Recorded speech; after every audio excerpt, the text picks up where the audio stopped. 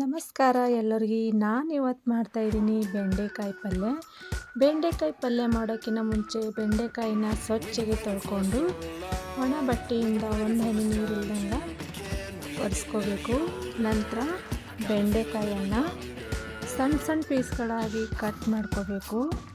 ನಿಮಗೆ ಯಾವ ಥರ ಸೇಪ್ ಬೇಕು ಆ ಥರ ಕಟ್ ಮಾಡಿಕೊಂಡು ಬೆಂಡೆಕಾಯಿನ ಇಟ್ಕೋಬೇಕು. ಬೆಂಡೆಕಾಯಿ ಸಣ್ಣ ಸಣ್ಣ ಕಟ್ ಮಾಡಿಕೊಂಡ್ರೆ ಜಲ್ದಿ ಹುರಿಲಿಕ್ಕೆ ಅನುಕೂಲ ಆಗುತ್ತೆ.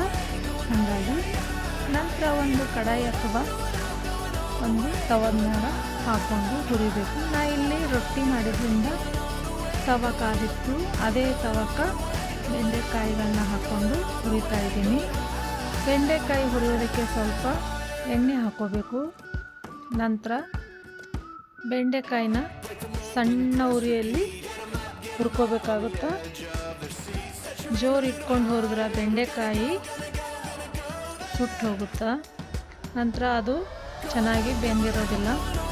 ಹಾಗಾಗಿ ಬೆಂಡೆಕಾಯಿ ಸಣ್ಣ ಉರಿಯಾಗ ಹುರ್ಕೋಬೇಕಾಗುತ್ತೆ ಈ ಥರ. ನಂತರ ಇದನ್ನು ತೆಗೆದು ಒಂದು ಕಡಾಯಿ ಇಟ್ಕೊಂಡು ಒಲೆ ಮ್ಯಾಗ ಕಡಾಯಿ ಕಾದ ನಂತರ ಅದಕ್ಕೆ ಸ್ವಲ್ಪ ಎಣ್ಣೆ ಹಾಕ್ಕೋಬೇಕು.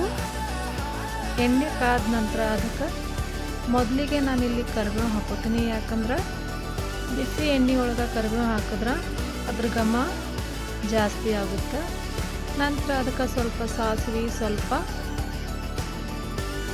ಜೀರಿಗೆ ಹಾಕ್ಕೊಂಡು ಜೀರಿಗೆ ಸಾಸಿವೆ ಚಟಪಟ ಅಂತ ಸಿಡಿದ ನಂತರ ಇಲ್ಲಿ ಒಂದು ಗಡ್ಡೆ ದೊಡ್ಡದು ಬೆಳ್ಳುಳ್ಳಿ ತೊಗೊಂಡಿನಿ. ಯಾಕಂದ್ರೆ ನಾ ಇಲ್ಲಿ ಬೆಳ್ಳುಳ್ಳಿ ಹಾಕಿ ಬೆಂಡೆಕಾಯಿ ಪಲ್ಯ ಮಾಡಾಕತ್ತೀನಿ. ಹಾಗಾಗಿ ಬೆಳ್ಳುಳ್ಳಿ ಕೆಂಪಗಾಗುವವರೆಗೂ ಬಿಟ್ಟು ಅದಕ್ಕೆ ನಾವೇನು ಹುರ್ಕೊಂಡಂಥ ಬೆಂಡೆಕಾಯಿನ ಹಾಕ್ಕೋಬೇಕು.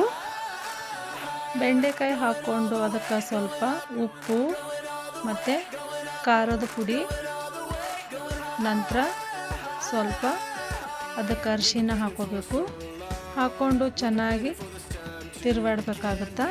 ಯಾಕಂದ್ರೆ ಪ್ರತಿಯೊಂದು ಬೆಂಡೆಕಾಯಿ ಪೀಸಿಗೂ ಖಾರ ಉಪ್ಪು ಚೆನ್ನಾಗಿ ಹತ್ತು ಸಲುವಾಗಿ ಮೇಲಿಂದ ಕೆಳಗಿನ ಮೇಲೆ ಮಾಡಿಕೊಂಡು ಚೆನ್ನಾಗಿ ತಿರುವಾಡಬೇಕು.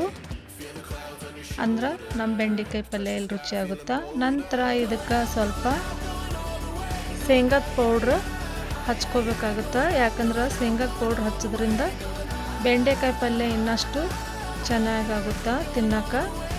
ಮಕ್ಕಳು ಕೂಡ ಇದನ್ನು ತುಂಬ ಇಷ್ಟಪಟ್ಟು ತಿಂತಾರೆ.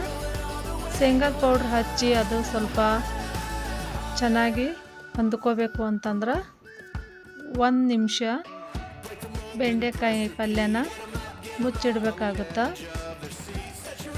ಅಂದ್ರೆ ಬೆಂಡೆಕಾಯಿ ಪಲ್ಯ ಚೆನ್ನಾಗಿ ಬೇಯ್ತೈತಿ. ಸಣ್ಣ ಉರಿ ಒಳಗೆ ಇಡಬೇಕು. ಆವಾಗ ಇಲ್ಲಿ ಬೆಂಡೆಕಾಯಿ ಪಲ್ಯ ರೆಡಿ ಆಯ್ತು ನೋಡಿರಿ. ಎಲ್ಲರಿಗೂ ಧನ್ಯವಾದಗಳು. ನಮ್ಮ ಚಾನಲ್ನ ಸಬ್ಸ್ಕ್ರೈಬ್ ಮಾಡಿ, ಲೈಕ್ ಮಾಡಿ, ಶೇರ್ ಮಾಡಿ. Thank you.